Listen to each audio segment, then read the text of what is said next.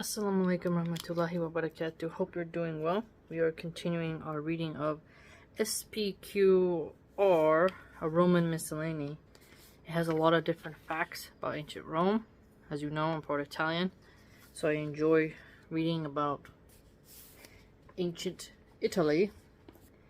This one was unique because we learn about Crassus, okay? So let us begin.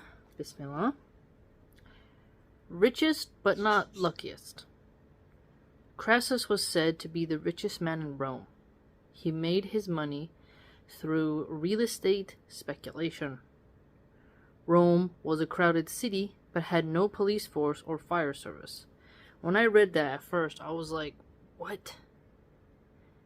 How can you not have a police force? But maybe there was more vigilante justice, right? The men of Rome put up with less, maybe? Fires often broke out and jerry-built apartment blocks collapsed. Crassus would send his agents immediately to the scene and buy up the properties at rock-bottom prices. Now here you see something that kind of hints at today. All these California wildfires. You know, you gotta start wondering who's setting these fires. And if you look at in Gaza, everything's being destroyed. To rebuild that, it's going to be a huge project, right? So we're noticing here a pattern of wealthy men buying up properties that seem scalded and rebuilding them for quite a capital profit. He would then rebuild and resell at a large profit. Crassus liked to say that nobody should claim to be rich who could not afford to pay an army's wages. Now that's an interesting line. Think about that. And an army was what he wanted from the first triumvirate. When it was renewed in 56 BC, his ambition was to conquer the Parthian Empire in what is now Iran and Iraq. It's fascinating when you really dive into the history of Iran and Iraq and its relationship to Europe. Really just goes to show there's just tit for tat constantly between the East and West. And the following year he set off with a large expeditionary force of more than 40,000 men. So that's substantial. Being responsible for that many lives. 40,000 men. That means 40,000 women, if all of them were married, are not having husbands to provide and hoping that the army gives them their wages for their husband's service. 40,000 women wondering if they're going to become single mom war widows. In the summer of 53 BC, he came spectacularly to grief, tricked into defeat and death. A performance of the Bacchae, a tragedy by the Greek playwright Euripides, was staged at the Parthian court. At the end of the play, the protagonist is decapitated, and Crassus' head was used as a grisly prop. Now, when I first read that, it makes me wonder, is he hinting at the actual head? But beheading was something that happened in Rome.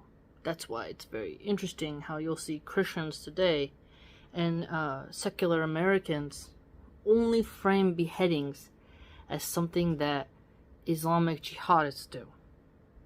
It's really bizarre, especially when you look at how the French secularists, the Jacobins and whatnot, had a guillotine, from what I've read in history.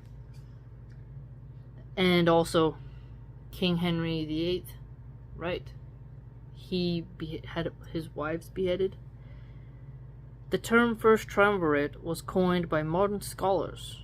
There was a later Second Triumvirate. Okay. So, he wanted to lead a war, went over to the east, lost, and didn't get his glory. The line that stuck out the most is, you're not necessarily rich unless you can afford to feed an army's wages. And so we're talking wealthy. Unlike today, the wealthy hide behind a desk and send your kids off to war. Like, let's connect this to today, like Nikki Haley, right? This woman and Chris Christie, Krispy Kreme, and even Ron DeSantis, they want to send your kids to go fight for Russia, to go against Iran, Russia, and to give lives to Israel if they need it.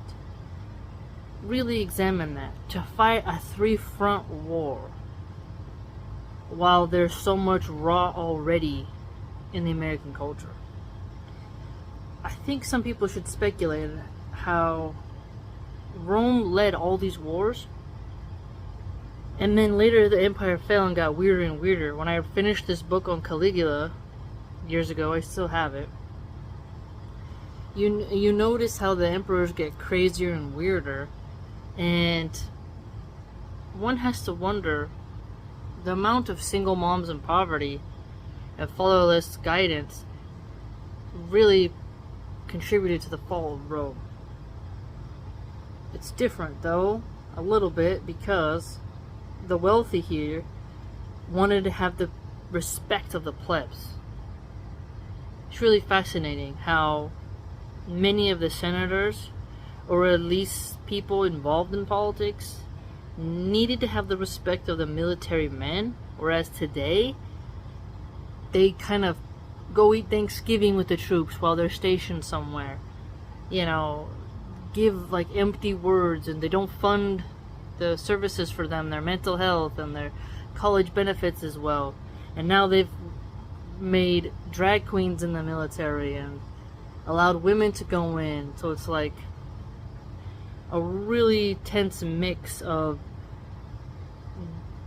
exacerbating the wound that's in your country. I can respect ancient Romans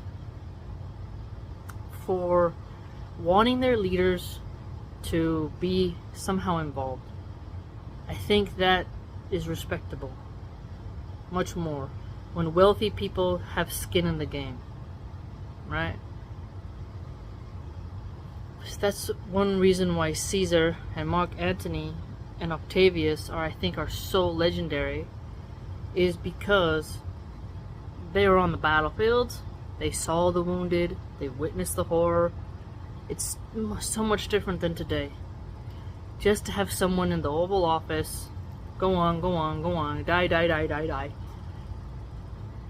while they suck off all the tax dollars and have private jets and elegant parties. When you look at history, man, you can see the different types of systems and the tragedies of old, and you see these patterns of rot. Let me know what you think. This little nugget was concise, but that's one reason why I like this style of book, is because you have chunks of knowledge, and every page is something different, and you learn something. It's a long time ago, you know, but it still reigns true today. 53 BC, man. It's a long time. If you'd like to join my blog, it's www.subscribestar.com/MilhanArchive. Hope to see you there.